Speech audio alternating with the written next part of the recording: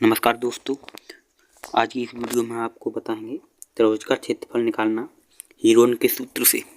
तो देखिए, इसमें ये है त्रिभुज, इसकी ये है ए भुजा, ये है बी भुजा, ये है सी भुजा। ठीक, क्या सूत्र क्या होता है? त्रिभुज का क्षेत्रफल बराबर अंडर रूट के अंदर एस, एस माइनस के ए, एस माइनस के बी, एस माइनस के सी ब्रैकेट में। ठीक, इसे हीरोन का सूत्र भी बोलते हैं।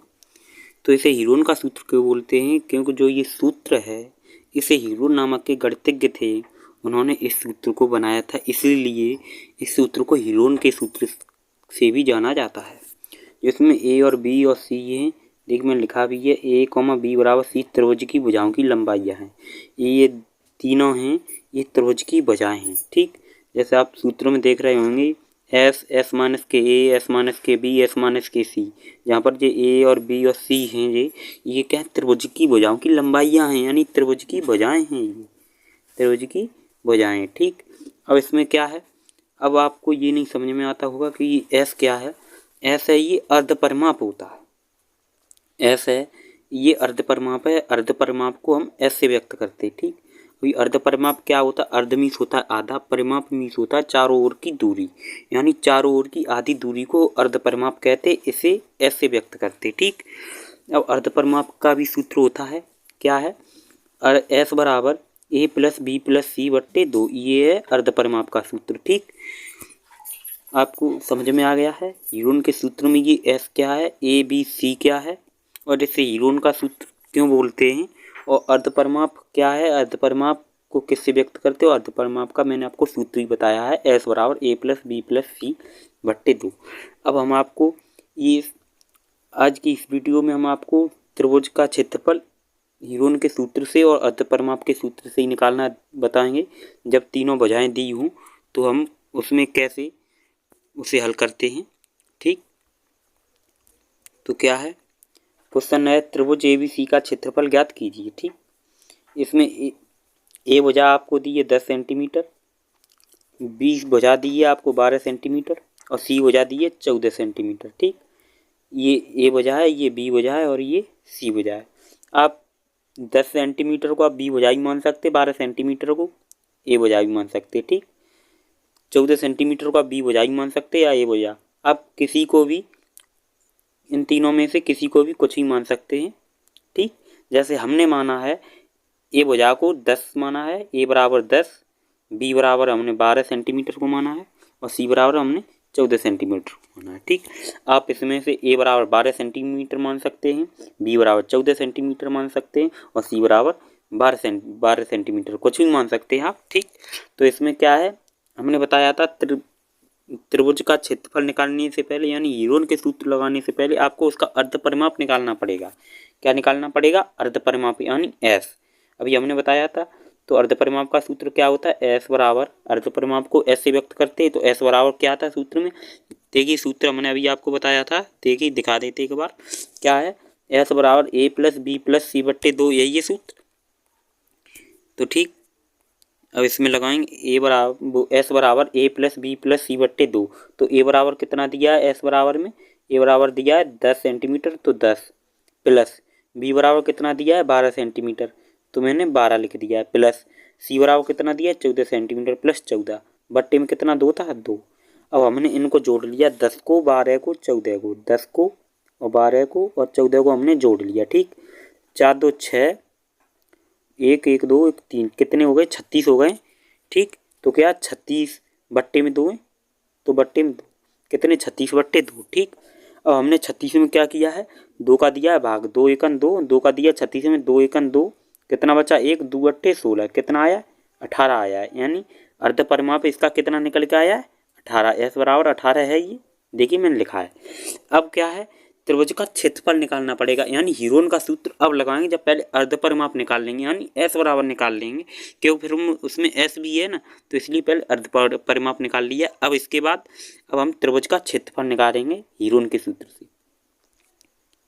अब क्या है, त्रिभुज एबीसी का क्षेत्रफल, त्रिभुज एबीसी का क्षेत्रफल सूत्र क्या होता है? अंडर रूट के अंदर एस, एस माइनस के ए, एस माइनस के बी, एस माइनस के सी, यही था सूत्र, अभी मैंने दिखाया था। इसमें क्या है, एस बराबर कितना अभी निकल के आया है? 18 आया है। देखिए हमने अंडर रूट के अंदर s की जगह पर हमने 18 लिखा है, a की जगह पर a का मान रखा है, b की जगह पर b का मान रखा है, c की जगह पर c का मान रखा है। देखिए एक बार हम आपको फिर दिखा देते हैं a का, b का, c का और s का मान। तो देखिए इसमें a का मान कितना है, 10 माना 10 है, b का मान 12 है, c का मान 14 है और s बराबर 18 निकल के आया है। तो यही मान उस सूत्र में रखने हैं बस। तो क्या है,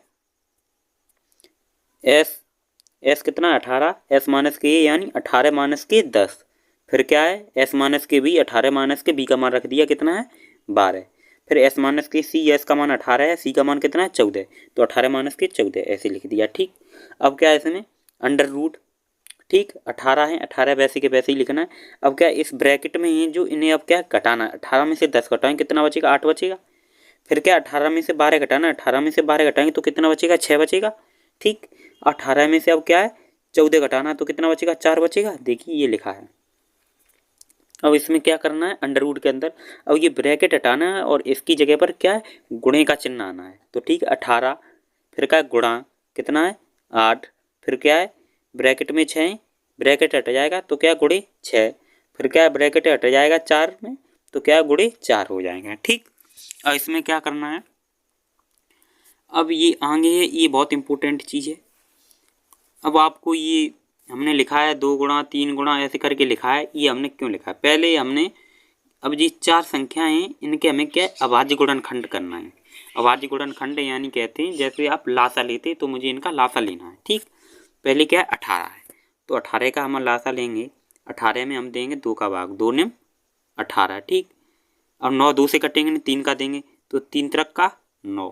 ठीक, तो क्या है अब 3 है, 3 से काटेंगे 3 एकन 3 तो कितना आया 2 गुणा 3 गुणा 3। तो देखिए मैं लिखा 2 गुणा 3 गुणा 3 इतना लिखा है। ठीक, अब आगे क्या है, आगे है किसके 8 के अभाज्य गुणनखंड करने हैं यानी 8 का लासा लेना है तो 8 लिखेंगे। अब 8 का करेंगे 2 से 2 का देंगे 8 में भाग 2 चौक 8 और 2 का देंगे 4 में 2 दूनी 4। ठीक, अब कितना है, अब 2 का देंगे 2 में 2 एकन 2, कितना आया है 2 3 बार आए तो लिखेंगे 2 गुणा 2 गुणा 2।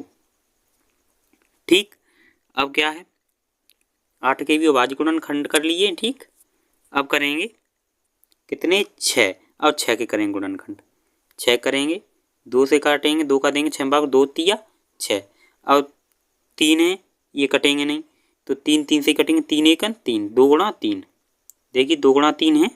ठीक, अब इसे 6 के भी अभाज्य गुणनखंड कर दिए। ठीक, अब क्या है, अब गुणनखंड करने हैं हमें 4 के तो 4 लिखेंगे, 4 हम देंगे 2 का भाग 2 दूनी 4। ठीक, और 2 का देंगे 2 में 2 एकन 2, कितना आया 2 गुणा 2, तो देखिए 2 गुणा 2 ये होगा इसके अभाज्य गुणनखंड। अब इसमें क्या करना है हमें, इसमें जो 2 बार संख्या मिलेगी तो वो अंडर रूट से बाहर निकल जाएगी। ठीक, जैसे ये है 1 2 और ये क्या है ये 2, तो ये 2 का 2 भी करेंगे 2 दूनी 4 हो जाएंगे। अब 4 कितने का 2 का वर्ग होता है, इसे अंडर रूट से बाहर निकाल देंगे तो कितने निकल के आ जाएंगे बाहर, देखिए मैंने लिख दिया है। ठीक, अब फिर कितना है, फिर 2 है और फिर 2 है तो फिर ये 2 बाहर निकल आएंगे। ठीक, फिर ये 1 और 2 है, 1 और 2 है। ठीक, तो फिर 2 बाहर निकल आएंगे, 3 बार 2 बार निकल के आएंगे। ठीक, अब क्या है 3 है, 3 और 3, अब 3 ये बाहर निकल के आएंगे क्योंकि 3 का 3 में करेंगे गुणा, 3 त्रिक का 9, 9 कितने का होता है वर्ग 3 का। जब 9 को बाहर निकालेंगे तो अंडर रूट हट जाएगा, कितना 3 निकल के आ जाएगा बाहर।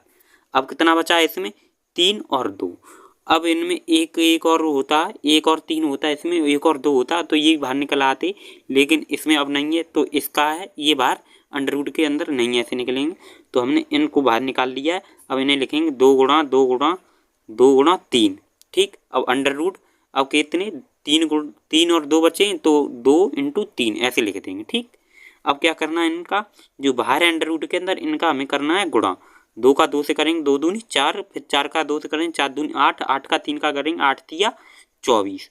ठीक, अब 2 का और 3 का गुणा करेंगे तो कितना आ गया 2 तिया 6, तो 24 अंडर रूट 6, 24 अंडर रूट 6 हो गया। ठीक, अब इसमें सेंटीमीटर स्क्वायर क्यों क्यों हमने लिखा है, क्योंकि जो क्षेत्रफल का मात्रक होता है वो स्क्वायर में होता है, तो सेंटीमीटर में इसकी भुजाएं दी हैं तो सेंटीमीटर स्क्वायर लगा देंगे। ठीक, तो यही था क्वेश्चन। देखिए मैंने आपको आज की इस वीडियो में आपको बताया त्रिभुज का क्षेत्रफल निकालना हीरोन के सूत्र से, और वो मैंने आपको निकाल भी दिया है। यदि आपको हमारी वीडियो अच्छी लगी तो मेरी वीडियो को लाइक करें, कमेंट करें, शेयर करें और हमारे यूट्यूब चैनल को सब्सक्राइब करें।